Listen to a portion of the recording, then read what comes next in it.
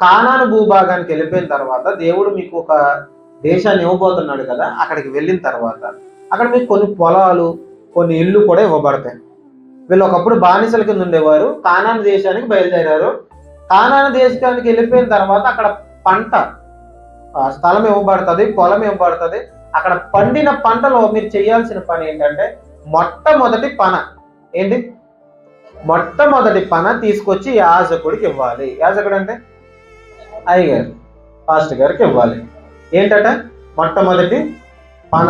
మీ పొలం ఎంతైతే ఉంటుందో అంత పొలంలో మీరు చేయాల్సిన పని ఒక పని తీసుకురండి. మీరు ఎంత తీసుకొస్తే అంతే. మీ చేతులు పెద్దవి ఉంటే పెద్దవి, చిన్నగా ఉంటే చిన్నవి. దేవునికి ఇచ్చేది మనం ఎంత ఇవ్వగలమో, మన హృదయంలో ఎంత నిశ్చయించుకున్నామో అంతే ఇవ్వాలి. చాలామంది మధ్య చేస్తున్న పని ఏంటంటే క్రిస్మస్ చేస్తున్నాం చర్చిలో కాబట్టి మనిషికి 4,000 పట్టుకొచ్చి ఇచ్చేయండి అంతే. వాళ్ళు ఇవ్వగలరా?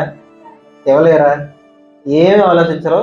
మనిషికి 4,000 లేకపోతే మనిషికి 5,000 పట్టుకొచ్చి ఇచ్చేస్తే మనం గ్రాండ్గా క్రిస్మస్ చేసుకుని శుభ్రంగా తినేద్దాం. వాళ్ళు అప్పు చేసి పట్టుకొస్తారు. ఉన్నవాళ్ళు ఇచ్చేస్తారు, లేని వాళ్ళు. దేవుడు చెప్తుంది ఏంటంటే నువ్వు మందిరానికి పట్టుకెళ్ళేటప్పుడు నువ్వు ఎంత ఇవ్వగలవో అంతే పట్టుకెళ్ళు. నీ చేతులతో ఎంతైతే ఇవ్వగలవో అంతే పట్టుకెళ్ళు. నీ పంట అంతా నీదే. నువ్వు ఏదైతే సంపాదించుకున్నావో, నువ్వు ఏదైతే పండించుకున్నావో ఆ పంట అంతా నీకే. నువ్వెంతైతే దేవునికి ఇవ్వాలని నిశ్చయించుకున్నావో అది మాత్రమే పట్టుకొచ్చి. దేవుడు ఎంత మంచోడు చూడండి.